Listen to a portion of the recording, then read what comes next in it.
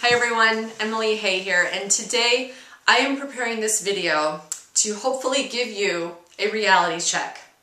This is one of my harder messages to deliver, but like all people, when you're learning something new, whether it's a new hobby, when you're a child, your parents are constantly giving you that reality check, your coaches, your teachers, whatever you're aspiring to do, once in a while you need to take a rest and have someone give you some insight and make sure that you are setting yourself up for success. So in my message today, what I'd like to do is tell you about 3 deadly, sure to fail things that you might be doing as a newbie real estate investor that you need to be aware of. And if you are doing them, you need to stop doing them immediately.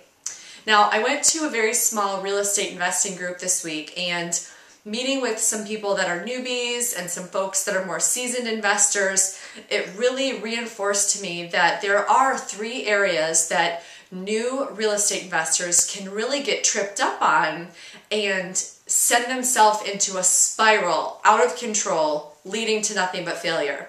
So I'll get right to it. The 3 things that you can possibly be doing right now that will lead you to failure. Number 1, buying. Now, what I mean by that, you might be buying training courses, you might be buying ebooks, webinars, boot camps, paying money to learn how to invest in real estate. Now, let me make this very clear. I am a huge proponent of real estate investing training. The right training on the right topics by the right people at the right time. But the problem with this, with training, is that real estate investing gurus love to sell, they know how to sell, and they have a perfect audience of newbie real estate investors. So with the training, the problem is usually it's simply too broad. I mean, imagine you wanted to learn about how to play baseball.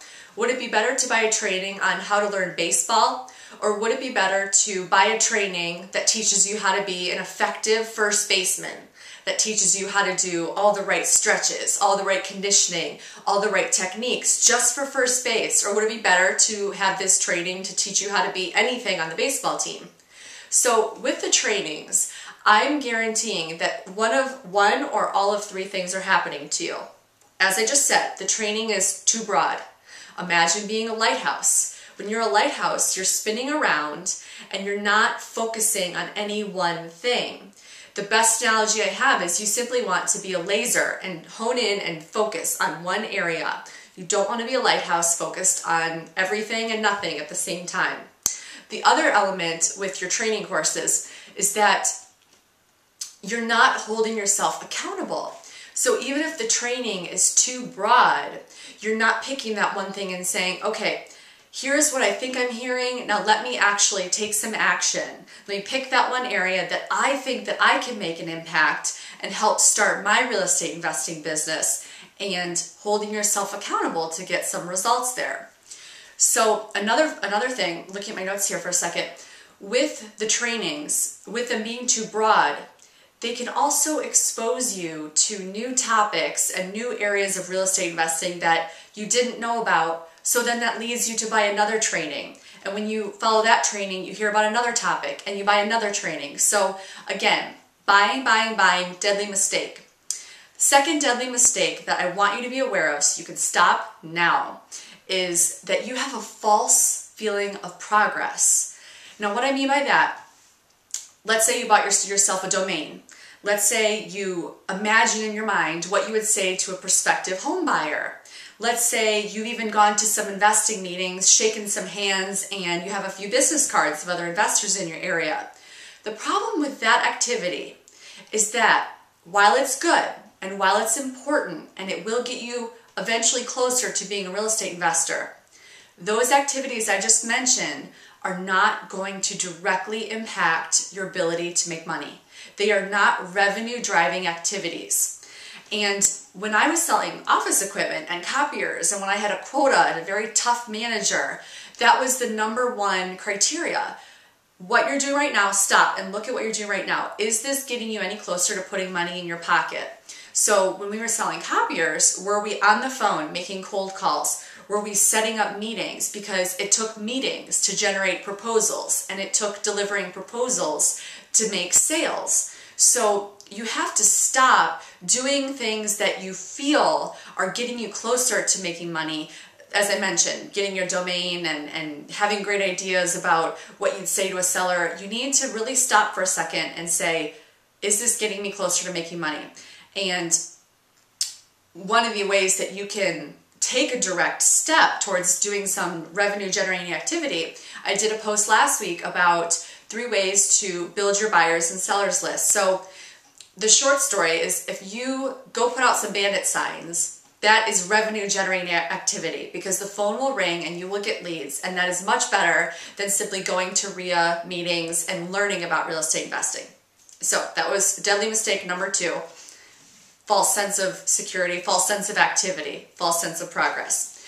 Now the third deadly mistake that I've seen newbie real estate investors make is they quit their day job. I know it's tempting. I know if you're interested in real estate investing and getting very excited by a new entrepreneurial venture, then most likely you're not happy in your 9 to 5. I understand that. But the problem is, quitting your day job sets you up for failure, because it only lights a fire under your bank account. And accounting 101, if expenses exceed revenue, then you're going to be in the red and get nowhere quickly. It will put stress on yourself, it will put stress on your relationships, and unfortunately, it will lead you to feel like you're accomplishing nothing. So it's not going to put you in a good frame of mind to take the kind of objections and things that you will get starting out into real estate investing. So if you can see that these 3 deadly mistakes all tie together, first of all, buying your trainings. You start learning about topics. That leads to deadly mistake number 2, false sense of progress. And when you have that false sense of progress, you're starting to get excited and you think you're getting into real estate investing, and it leads to deadly mistake number 3, quitting your day job. So I just want to make you aware of these 3 mistakes, because it's the fastest way to spin yourself out of control and not even set yourself up for a chance to be a good real estate investor. Now you might be thinking at this point, well, Emily, what if I'm doing one or all of the things that you've mentioned? And you might be really stressed at this point. Well, listen, don't worry, don't panic. What you're going to do, we're going to learn as we go through. I'm going to give you some specific action plans and specific tips and things to say, look, take a step back, you're doing your reality check, now reboot. This is not to tell you to stop learning about real estate investing or to tell you you're doing it wrong, but it's just to stop, look at these 3 things, and if you're doing any of them, reboot, reprogram, and take the right steps forward. So I hope this opened your eyes to some things. I know that we're all subject to needing a reality check, no matter what it is in life. So please leave me a comment. I look forward to any questions that you have, and we'll make sure to work together and get you on a track for success. Thanks.